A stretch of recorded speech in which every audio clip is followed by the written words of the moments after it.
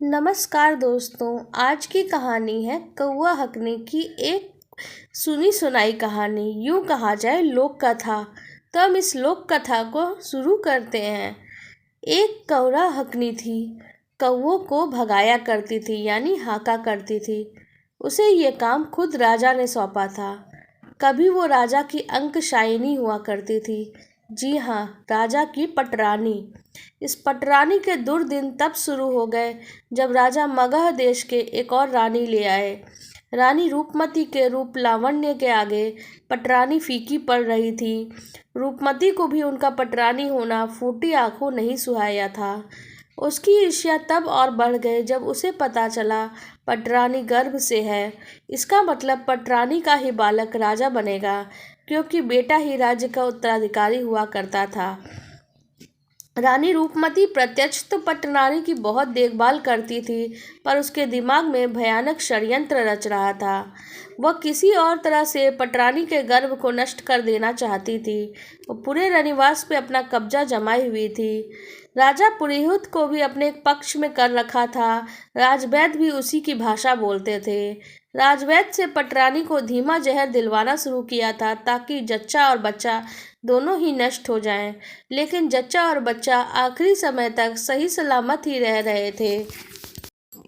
रूपमती ने गर्भ नष्ट करने के लिए पटरानी के आने जाने के रास्ते में तेल भी गिरवा दिया था। पटरानी फिसल कर गिरी तो जरूर, पर उन्हें चोट भी आई, परंतु उनका गर्भ सुरक्षित रहा। रूपमती गर्भ गिराने में सफल नहीं हो पाई। नियत समय पे पटरानी को एक बेटा और एक बेटी पैदा हुए थे। पटरानी का दर्द से हाल बेहाल था, वह बेहोश थी। उन्हें पता ही नहीं चला उनके जुड़वा बच्चों को जना हुआ है, और रानी रूपमती ने उन बच्चों को गायब करवा दिया। अफवाह फैला दी गई कि पटरानी ने एक ईंट और एक पत्थर को जन्म दिया है।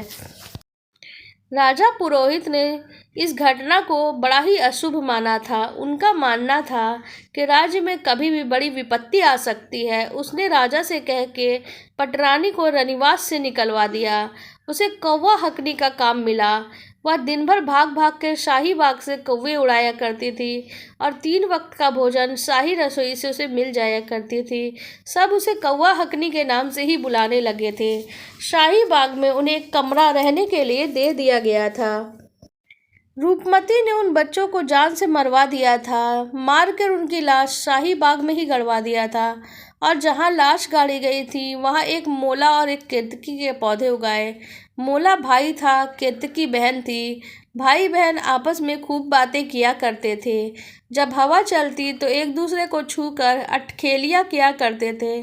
दोनों भाई बहन अपनी माँ की इस हालत से दुखी हुआ करते थे। वहाँ पूर्व पटरानी जब उनके पास से गुजरती तो भाई बहन अपनी माँ को देख के बहुत ही पुलकित हो उठते थे। केतकी में एक दिन फूल आए तो सारा बाग मह मह उठा। एक दिन राजा बाग में सुबह सुबह टहल रहे थे। उन्होंने केतकी के फूल बड़े सुहाने लगे। उनकी खुशबू से उनका मन प्रफुल्लित हो उठा। वे खुशबू को फूल को तोड़ने के लिए केतकी ओर बढ़ने लगे। केतकी ने अपने भाई मोला से कहा, सुनो भैया, मोला रे भैया, ये राजा पापी आया है फूल तोड़ने। तो भाई ने कहा, सुनो बहन केतकी, जो फूल खिला वो आकाश की ओर चला जाए। भाई की बात मानकर बहन अपनी डालियों को आकाश की ऊंचाई की तरफ ले गई। राजा फूल नहीं तोड़ पाए थे। उन्होंने माली से कहा। माली के हाथ तो फूलों तक पहुंच ही नहीं पाए। सीढ़ी मंगवाई गई, सीढ़ी छोटी पड़ गई। कई सीढ़ियां मंगवाई गई, सीढ़ियां छोटी पड़ती रही। बहन केतकी ऊपर उठती गई। कौवा हकनी भी वही थी, उसने भी कोशिश करने की ठानी। कौवा हकनी जब फूल तोड़ने के लिए आगे बढ़ी तो केतकी ने फिर भाई से कहा, सुनो भैया, ये भैया, अम्मा सुहागिन रहेगी तब फूल ले आना रे। भाई ने कहा, सुन बहन केतकी, जो देर पाती सोहरी जमीनिया रे ना। भाई के कहने पे केतकी ने अपनी डाली को झुकाकर जमीन तक ले आई। कौआ हकनी ने फूल तोड़ लिया, राजा को दे दिया। राजा इस चमत्कार से आश्चर्यचकित हो गए। तभी राजा के सामने एक बालक और एक बालिका प्रकट हुए। उन्होंने राजा को अपना परिचय उनके पुत्र और पुत्री के रूप में दे दिया था। राजा अपनी संतान से मिलकर बहुत खुश हुए। उनके सामने रनिवास में हुए षड्यंत्र का पर्दाफाश हो चुका था।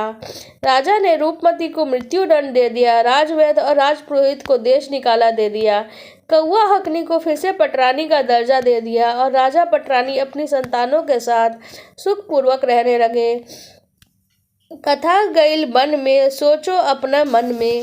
आपको हमारी ये कहानी कैसी लगी कमेंट सेक्शन में ज़रूर बताइएगा। चैनल को लाइक और सब्सक्राइब करिएगा अगर पसंद आ जाए तो।